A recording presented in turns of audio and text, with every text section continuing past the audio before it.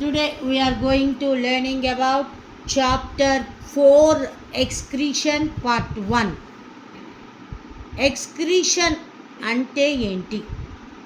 Excretion అంటే బాడీలోని waste మెటీరియల్స్ని బయటకు పంపించడాన్ని ఎక్స్క్రీషన్ అంటారు. Waste materials are removed from body of living organisms is called excretion. Living organisms ఏవైనా సరే, అది యూనిసెల్యులర్ కావచ్చు, మల్టీ సెల్యులర్ కావచ్చు, వెల్ డెవలప్డ్ యానిమల్స్ కావచ్చు, ఏవైనా సరే వాటి బాడీలో మెటబాలిక్ యాక్టివిటీస్ జరగటం వల్ల ఏర్పడిన లేదా ప్రొడ్యూస్ అయిన వేస్ట్ మెటీరియల్స్ని బాడీ నుంచి రిమూవ్ చేసే ప్రాసెస్నే ఎక్స్క్రీషన్ అంటారు. Excretion is a Latin word. Excretion అనేది Latin word. Ex means out, cretion means shift అని అర్థం. అవుట్ సైడ్ షిఫ్ట్ చేయటాన్నే ఎక్స్క్రీషన్ అని చెప్పేసి అంటూ ఉంటారు. మరి మెటబాలిక్ యాక్టివిటీస్ అంటే ఏంటి?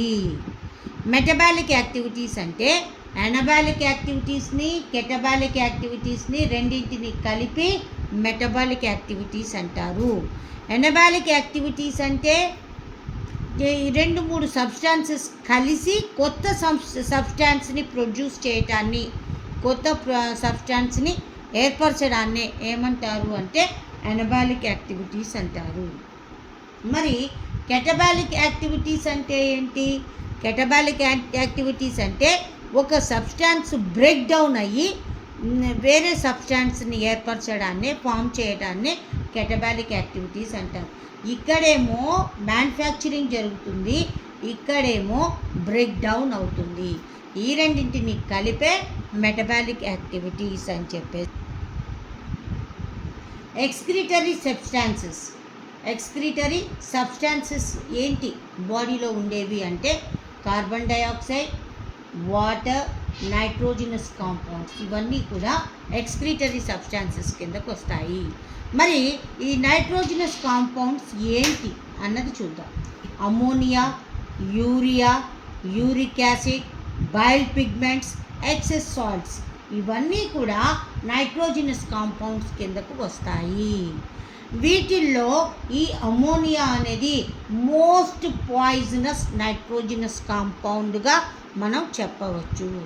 మరి ఏ యానిమల్స్ ఈ నైట్రోజినస్ కాంపౌండ్స్ని ఎక్స్క్రీట్ చేస్తాయి అంటే వాటర్లో ఉండే యానిమల్స్ అన్నీ కూడా అమ్మోనియాను ఎక్స్క్రీట్ చేస్తాయి.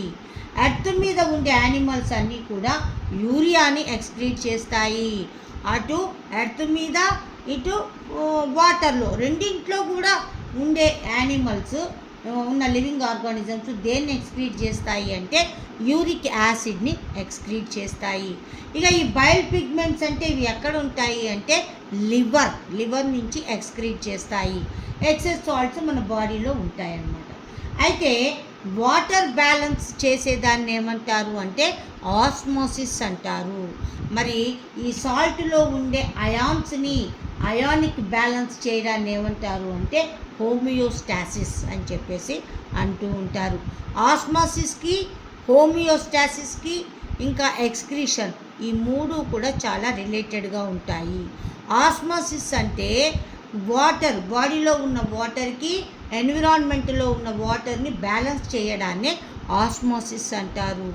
మరి బాడీలో ఉన్న అయాన్స్, అవి సాల్టులు అనేవి పాజిటివ్, నెగిటివ్ అయాన్స్గా డివైడ్ అవటం జరుగుతూ ఉంటుంది. అలాంటి అయాన్స్, బాడీలో ఉన్న అయాన్స్, ఎన్విరాన్మెంట్లో ఉన్న అయాన్స్, ఈ రెండింటిని బ్యాలెన్స్ చేయడాన్ని హోమియోస్టాసిస్ అని చెప్పేసి అంటూ ఉంటారు. ఇది ఎక్స్క్రీషన్ అంటే ఏంటి, మరి ఎక్స్క్రీషన్ సబ్స్టాన్సెస్ ఏంటి అన్న దాని గురించి ఇప్పుడు మనం చూడటం జరిగింది. ఇక నెక్స్ట్ టాపిక్ ఏంటి అంటే ఎక్స్క్రీటరీ ఆర్గాన్స్ ఇన్ హ్యూమన్ బీయింగ్స్లో ఉండే ఎక్స్క్రీటరీ ఆర్గాన్స్ ఏంటి అన్న దాని గురించి చూద్దాం. మన హ్యూమన్ బీయింగ్స్లో ఉండే మోస్ట్ ఇంపార్టెంట్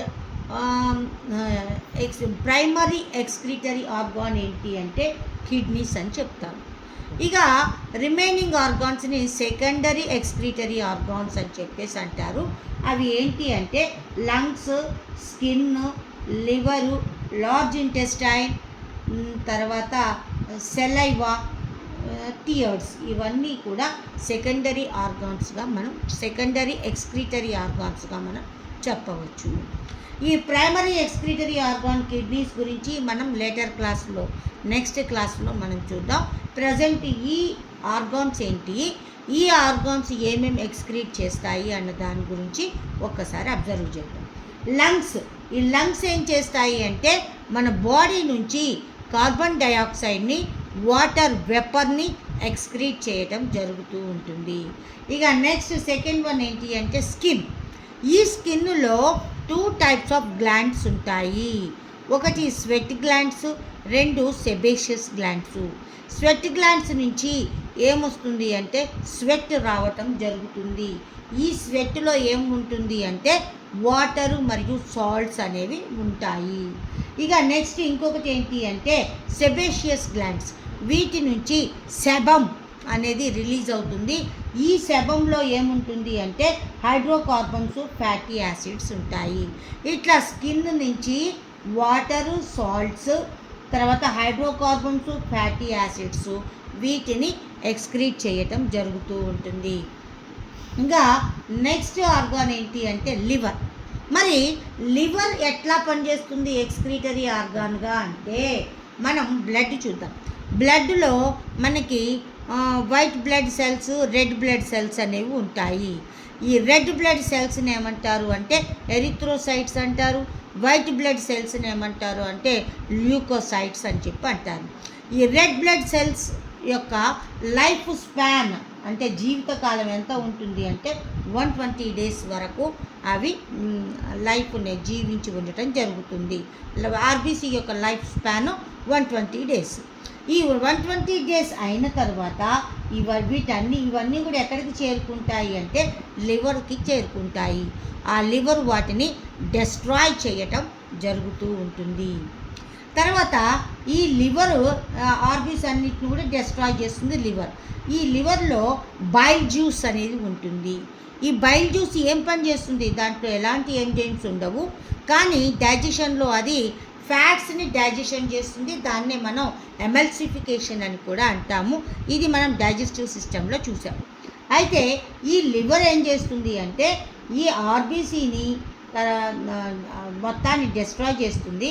తర్వాత ఈ బైల్ జ్యూస్లో బైలిరుబిన్, బైల్వర్డిన్ అనే 2 బైల్ సాల్ట్స్ ఉంటాయి. తర్వాత యూరోక్రోమ్ అనేది ఉంటుంది. వీటన్నింటినీ కూడా లివర్ అనేది ఎక్స్క్రీట్ చేయటం జరుగుతూ ఉంటుంది. మరి యూరోక్రోమ్ అనేది యూరిన్ ద్వారా బయటకి ఎలిమినేట్ చేయటం జరుగుతుంది. Urochrome eliminated through urine. ఇంకొక విషయం ఏంటంటే ఈ లివర్ అనేది యూరియా ఫార్మేషన్లో కీ రోల్ని ప్లే చేస్తుంది. యూరియా అనేది ఫార్మేషన్ అవుతుంది. ఈ ఎక్స్క్రీషన్ని ఫామ్ చేయటంలో కీ రోల్ ప్లే చేస్తుంది లివర్.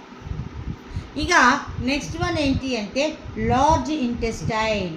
మరి ఈ లార్జ్ ఇంటెస్టైన్ ఎట్లా ఎక్స్క్రీటరీ ఆర్గాన్గా పనిచేస్తుంది అంటే మనం ఆల్రెడీ తెలుసుకున్నాం. ఏమని, లార్జ్ ఇంటెస్టైన్లో అన్డైజెస్టెడ్ మెటీరియల్ యానస్ ద్వారా బయటకు పంపిస్తుంది.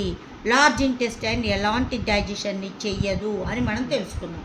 మరి లార్జ్ ఇంటెస్టైన్ ఏం చేస్తుందంటే ఎక్సెస్ సాల్ట్స్ ఉంటాయి. అవి ఏమేంటి అంటే కాల్షియం, మెగ్నీషియం, ఐరన్, దీన్నే ఫెర్రస్ అని కూడా అంటాం. వీటిని ఈ ఎక్సెస్ ఉన్న సాల్ట్స్తో పాటు ఫీకస్ను కూడా యానస్ ద్వారా బయటకు పంపించటం జరుగుతూ ఉంటుంది. ఇట్లా లార్జ్ ఇంటెస్టైన్ కూడా ఎక్స్క్రీటరీ ఆర్గాన్గా మనకి పనిచేస్తుంది. ఇక నెక్స్ట్ వన్ ఏంటి అంటే సెలైవా, టియర్స్. సెలైవా అంటే సాలివరీ గ్లాండ్స్ నుంచి సెలైవా వస్తుంది. తర్వాత టియర్స్ అంటే మన ఐస్ నుంచి కన్నీళ్ళు వస్తాయి. వాటిని ఏమంటారు అంటే టియర్స్ అంటారు. ఇవి కూడా ఏం చేస్తాయంటే స్మాల్ అమౌంట్ ఆఫ్ నైట్రోజినస్ వేస్టెస్ని ఏం చేస్తే ఎక్స్క్రీట్ చేయటం జరుగుతూ ఉంటుంది.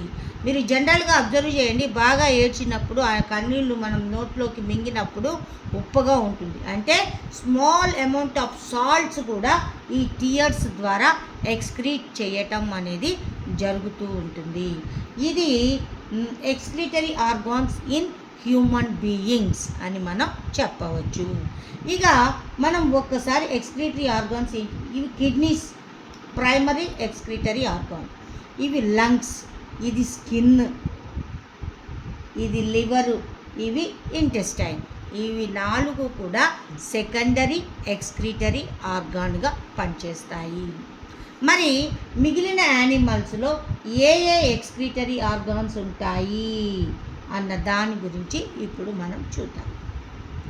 మరి ప్రోటోజోవాకి బెస్ట్ ఎగ్జాంపుల్ ఏంటి అంటే అమీబా యొక్క స్ట్రక్చర్ని మనం ఒక్కసారి చూసినట్టయితే అమీబాలో nucleus, cytoplasm, plasma membrane, food vacuole, contractile vacuole అనేవి ఉంటాయి. ఫుడ్ వాక్యూల్లో డైజెషన్ జరిగితే ఈ కాంట్రాక్టైల్ వాక్యూల్లో డైజెస్ట్ కాని మెటీరియల్స్, ఎక్సెస్ ఉన్న వాటరు వీటిని తీసుకొని ఈ యానిమల్ బాడీ యొక్క సర్ఫేస్ దగ్గరికి వచ్చి ఈ డిఫ్యూషన్ మెథడ్లో ఈ ఎక్సెస్ ఉన్న వాటర్ని, డైజెస్ట్ కాని మెటీరియల్ని బాడీ సర్ఫేస్ నుంచి బయటకి పంపించటం జరుగుతూ ఉంటుంది. ఇక నెక్స్ట్ పోరిఫెరా, సీలెంట్రేటా, వీటిల్లో water baths almost all the cells, అన్ని సెల్స్ వాటి యొక్క సిలియా ద్వారా వాటర్ క్రియేట్ చేసి ఆ వేవ్స్ ద్వారా డైజెషన్లో అయిన తర్వాత డైజెషన్ కాని మెటీరియల్ని బయటకి పంపించటం అనేది జరుగుతుంది. ఇక ప్లాటిహెల్మింథస్, వీటిల్లో ఎక్స్క్రీటరీ ఆర్గాన్స్ ఏంటి అంటే ఫ్లేమ్ సెల్స్. నెమటోడాలో ఎక్స్క్రీటరీ ఆర్గాన్స్ ఏంటి అంటే రెనెట్టి సెల్స్. అన్లెడాలో ఈ ఎక్స్క్రీటరీ ఆర్గాన్ ఏంటి అంటే నెఫ్రిడియా. ఆర్థ్రోపోడాలో గ్రీన్ గ్లాండ్స్, మాల్ఫీజియన్ ట్యూబ్యూల్స్ అనేవి ఎక్స్క్రీటరీ ఆర్గాన్గా ఉంటాయి. మొలస్కాలో మెటానెఫ్రిడియా అనేది ఉంటుంది. ఎఖైనోడెర్మేటాలో వాటర్ వాస్క్యులర్ సిస్టమ్ ద్వారా ఎక్స్క్రీషన్ చేయటం జరుగుతూ ఉంటుంది. ఇక reptiles, aves and mammals. Reptiles అంటే స్నేక్స్, తొండలు, బల్లులు, మొసళ్ళు, ఇవన్నీ కూడా రెప్టైల్స్ కిందకు వస్తాయి. ఏవ్స్ అంటే బర్డ్స్, మ్యామల్స్ అంటే మనము, డాగ్, క్యాట్, బఫెల్లో, కౌ, ఇవన్నీ కూడా మ్యామల్స్ కిందకు వస్తాయి. వీటిల్లో మాత్రం ఎక్స్క్రీటరీ ఆర్గాన్స్ ఏంటి అంటే కిడ్నీస్. ఇట్లా different types of excretory organs are present in different animals. So ఈ టాపిక్లో మనం ఎక్స్క్రీషన్ అంటే ఏంటి, ఎక్స్క్రీటరీ ఆర్గాన్స్ ఏంటి, డిఫరెంట్ యానిమల్స్లో ఉన్న ఎక్స్క్రీటరీ ఆర్గాన్స్ ఏమేమి ఉన్నాయన్న దాని గురించి చూసాం. నెక్స్ట్ టాపిక్లో మనం కిడ్నీ స్ట్రక్చర్ గురించి, ఇంటర్నల్ స్ట్రక్చర్ గురించి మనం చూద్దాం. Thank you.